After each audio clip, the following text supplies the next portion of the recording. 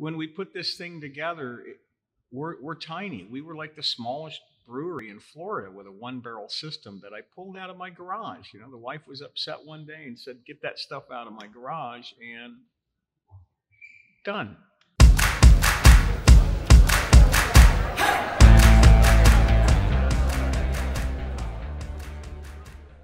The thing that we've always focused on is the experience. You know, it's one thing to hang out and have a beer with your buddies, to come to a place to hang out and feel comfortable and get that nice, comfy, cozy, this is where I want to spend my evenings.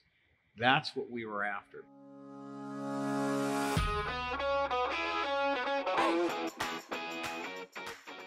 When we bought the shop, the girls had already named it Bootleggers Beer and Wine Homebrewing Supplies. And we rolled with that because of my granddad's history in pre-prohibition and busting up stills and whatnot. So we rolled with Bootleggers because it's a cool name. And there's the family attraction to being a bootlegger and all the history involved. We had the partners working on a different logo to separate it from the original name because we wanted to include everything. We're a brew on-premise facility and homebrew supplies. We wanted to be all-inclusive.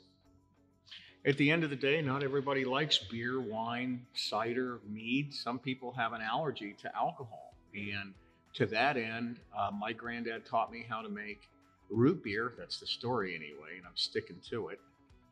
What Bootleggers is all about is crafting a palatable product, something that's unique and different and incredibly tasteful. It doesn't have to necessarily fit the style, but we want something that we labored to create to be important to somebody that's drinking it. We started brewing ciders and meads, and the wine, of course. With the wines, we went a little bit out of bounds because a lot of folks like muscadine or the sweeter wines. So we started experimenting with Jolly Rancher, Green Apple Chardonnay, and Blueberry Bliss, and strawberry wines. And they're all quite tasty. They're nice, sweet dessert wines, but they're easy to have on a hot summer day. We go for something that's easy to drink. We keep a number of different flavors on tap. And of course, with the new brew system, we'll have a much easier time of keeping things tapped up. Craft brewing for me is what I do. It's what I did in my time off. Now for me, it's a full-time thing. The love of the craft led me into doing this and collecting other people like me that enjoy doing it just to have fun. Innovators in developing new products, new tastes, finding out what works, what doesn't work. If this is the kind of thing that attracts you, if you're into artisanal anything, leather, metalwork, painting, arts, this is the place for you.